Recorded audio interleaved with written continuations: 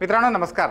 मित्रांनो, नुकतंच आपल्या केंद्रीय मंत्रिमंडळाने वन नेशन वन इलेक्शन ह्या गोष्टीला तत्वतः मान्यता दिली आणि एक बरीच मोठी चर्चा सुरू झाली आणि त्याच अनुषंगाने वन नेशन वन इलेक्शन म्हणजे काय, त्याचे बरेचसे समज गैरसमज, त्याचे फायदे काय, तोटे काय आणि त्याच्यावरचं मत काय हे तुम्हाला ठरवायचं आहे, मला नाही।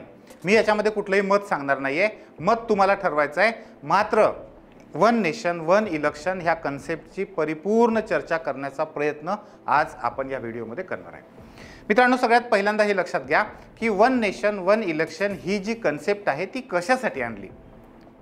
ॲक्च्युली जेव्हा भारत स्वतंत्र झाला आणि त्यानंतर आपलं प्रजासत्ताक सुरू झालं 26 जानेवारी 1950, त्यावेळेस ऑलरेडी एकाच वेळेस सगळीकडे इलेक्शन झाले आणि हे वन नेशन वन इलेक्शन हे सुरूच झालं। परंतु त्यानंतर मग चेंजेस होत गेले, बरेचसे बदल होत गेले।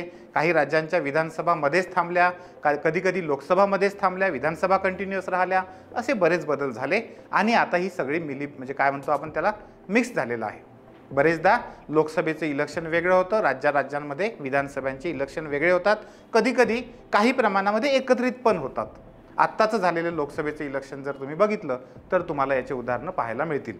आता याचे फायदे काय आहेत, याचा सपोर्ट करणारे जे लोक आहेत ते काय सांगतात की वन नेशन वन इलेक्शनमुळे सगळ्यात पहिल्यांदा त्यांचं म्हणणं आहे की आपला खर्च कमी होईल।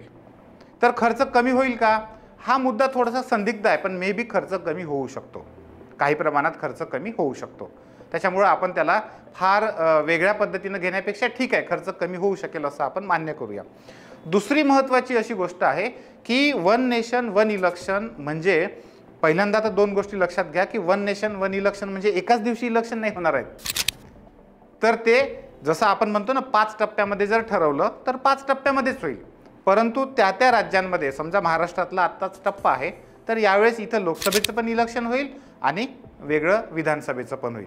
म्हणजे लोकसभेसाठी आणि विधानसभेसाठी एकच मत नाही द्यायचं आहे, मत वेगवेगळंच द्यायचं आहे तुम्हाला, इलेक्शन वेगळंच होईल पण सोबत होईल अशा पद्धतीने। कारण अनेक लोकांना असं वाटतं की वन नेशन वन इलेक्शन म्हणजे एकच मत द्यावं लागेल इकडे पण आणि तिकडे पण, तसं अजिबात नाही आहे। आणि दुसरी महत्त्वाची गोष्ट, एकाच दिवशी नाही होणार आहे तर टप्प्याटप्प्यांमध्ये पण एका वेळेस, आपण म्हणतो ना मे पासून सुरू झालं तर जूनपर्यंत चालला असा वगैरे, ह्या टप्प्यांमध्ये ते सगळे इलेक्शन होईल।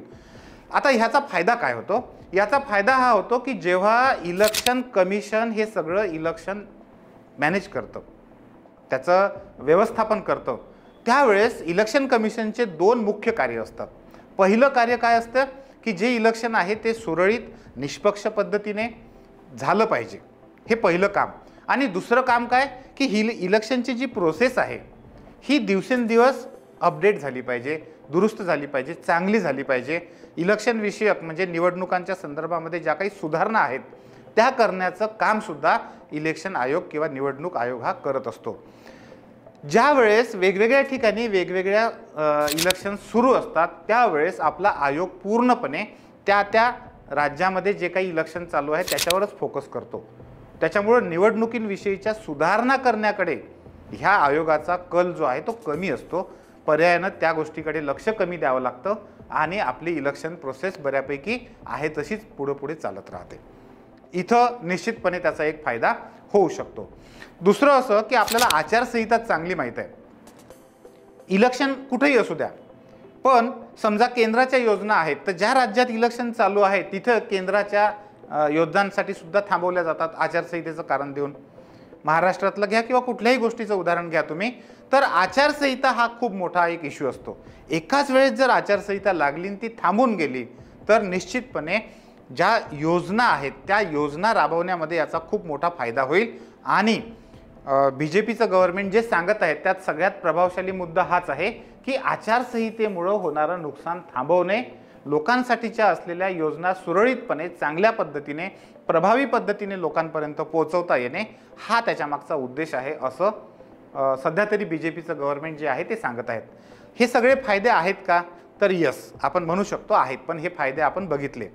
आता कोणत्या कोणत्या देशांमध्ये हे आहे, तर आहे दक्षिण आफ्रिकेमध्ये हे आहे, स्वीडनमध्ये हे आहे, UK सारख्या देशामध्ये हे आहे, निश्चितपणे आहे आणि सुरू आहे, त्याचे फायदे पण होतात।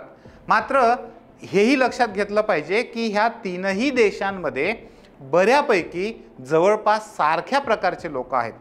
म्हणजे त्यांचे धर्म सारखे आहेत, खूप जास्त फरक नाही आहे. त्यांच्या परंपरा सारख्या आहेत, त्यांच्या संस्कृती बऱ्यापैकी सारख्या आहेत, शिक्षितपणा ज्याला आपण म्हणतो तो बऱ्यापैकी सारखा आहेत. मात्र जे लोक वन नेशन वन इलेक्शनला विरोध करतात त्यांचा सगळ्यात मोठा मुद्दा हाच आहे.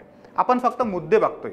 आधी आपण त्या बाजूने बघितलं, त्यानंतर कुठे चालू आहे सध्या हे पण बघितलं, आणि आता आपण बघतोय की त्याला विरोध करणारवाल्यांचे मुद्दे काय आहेत.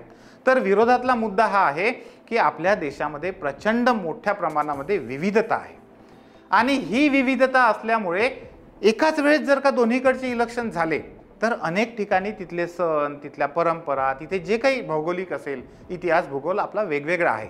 याचा निश्चितपणे परिणाम ह्या वन नेशन वन इलेक्शन राबवण्यावर होऊ शकतो आहे. या मुद्द्यामध्ये सुद्धा तथ्य आहे, नाही असं नाही.